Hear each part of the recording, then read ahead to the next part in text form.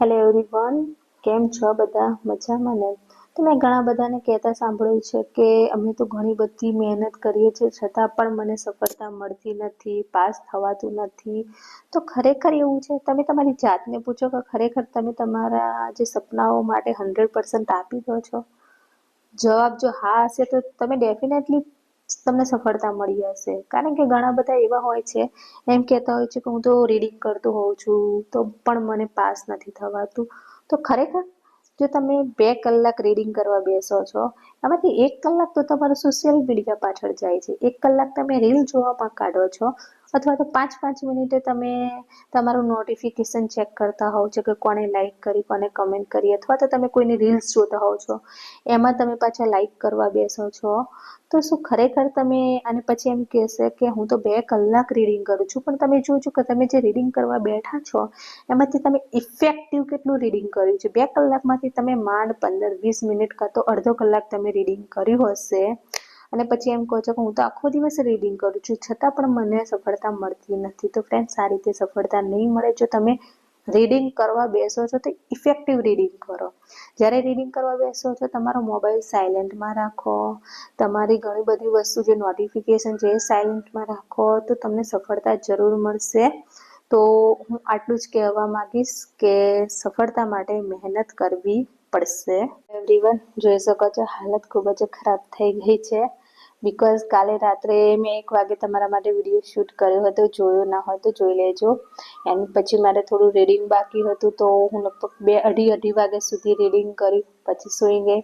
સવારે 4 વાગે ઉઠી, 4થી 6 રીડિંગ કર્યું એન્ડ કન્ટિન્યુ અત્યારે ઘરના કામને બધું ફિનિશ કરીને ફરી પાછી રીડિંગ કરવા બેસી ગઈ હતી.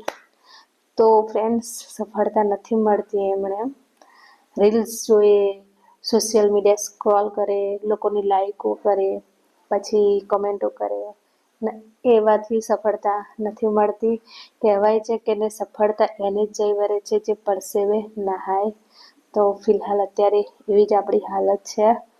શરીરને તમારે ધ્યાન આપવું જરૂરી છે, પણ અત્યારે મારે એ ટાઈપનું છે કે જો શરીર માટે ધ્યાન આપવા અત્યારે જઈશ ના, નો ડાઉટ મારે જે પ્રોટીન કે જે સારી રીતે જે વસ્તુ ખાવાની છે, મેડિટેશન, એ બધું તો કરીએ જ છીએ, બટ એક્સ્ટ્રા એફર્ટ્સ તમારા બોડી પાછળ આપવા જોઈએ. અત્યારે ટાઈમ નથી મળતો બિકોઝ 2 મહિના પછી મારી DYSOની મેન્સની એક્ઝામ છે. તો એના માટે પ્રિપેરેશન કરવી ખૂબ જ જરૂરી છે. કારણ કે છેક ખબર હશે કે તમારી છેક આવેલી નાવ જ્યારે ડૂબે છે ત્યારે કેવું થાય છે. મને ખબર છે, જ્યારે મેં એકાઉન્ટ ઓફિસરની એક્ઝામ આપી, પ્રિલિમ્સ ક્લિયર કરી, મેન્સ ક્લિયર કરી, બટ છતાં પણ તમારું મેરિટમાં નામ ના આવે તો કેવું થાય છે મેં ફીલ કરેલું છે ફ્રેન્ડ્સ. એટલા માટે જ અત્યારે મેન પ્રાયોરિટી મારી સ્ટડી છે. બાકી એકવાર તમારી જોબ લાગશે પછી તો તમારી લાઈફ સ્મૂથ છે. પછી તમારે ફૂલ તમારી બોડી પાછળ જ ધ્યાન આપવાનું છે. તમારે જે ટાઈપનું તમારા બોડી પાછળ ધ્યાન આપવા માંગો છો એ રીતે આપી શકો છો, બટ અત્યારે મેન પ્રાયોરિટી છે સ્ટડી, સ્ટડી એન્ડ સ્ટડી. તો બસ એટલા માટે પછી તો ડાર્ક સર્કલ શું, આપોઆપ ડાર્ક સર્કલ ગાયબ થઈ જશે. તો બસ એટલા માટે જ મન હોય તો માંડવે જવાય. ઘણા બધા એટલે જ કહેતા હશે કે અમે ઘણી બધી પ્રિપેરેશન કરીએ છીએ છતાં પણ સક્સેસ મળતી નથી. તો કહેવાય ને, મન હોય તો માંડવે જવાય. એટલા માટે તમારું મન મક્કમ રાખો. રીલ્સ, સોશિયલ મીડિયા સ્ક્રોલ કરવાનું ઓછું કરી નાખો, લોકોને કોમેન્ટ્સ કરવાનું ઓછું કરી નાખો, આપોઆપ સફળતા મળશે. બાકી તો સફળતા જો તમારે ટાઈમ વેસ્ટ કરીને ખાલી કલાક વાંચો, 2 કલાક સોશિયલ મીડિયા સ્ક્રોલ કરો તો ભૂલી જાઓ કે તમને સફળતા મળશે.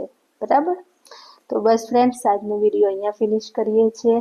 એન્ડ મારે જે ઘણા બધી હાઉસવાઈફ હશે કાં તો સ્ટુડન્ટ હશે, એ પણ એમને થતું હશે કે વાંચવાનું મન નથી થતું, ડિમોટિવ જેવું લાગે છે, તો શું કરવું? તો એના ઉપર પણ હું વિડીયો લઈને આવીશ. કારણ કે મેં જે ડિપ્રેશન ફેસ કર્યું છે, શાયદ કોઈએ કર્યું હશે. એ લેવલ ડિપ્રેશન હતું કે સ્ટડી રિલેટેડ જ એ ડિપ્રેશન ફેસ કરેલું છે કે સુસાઇડ કરવા સુધી પહોંચી ગઈ હતી. એ સ્ટોરી શું છે એ હું ગમે ત્યારે તમને જણાવીશ. બસ અત્યારે તો એ જ કહીશ કે તમારા સપના ઉપર ધ્યાન આપો.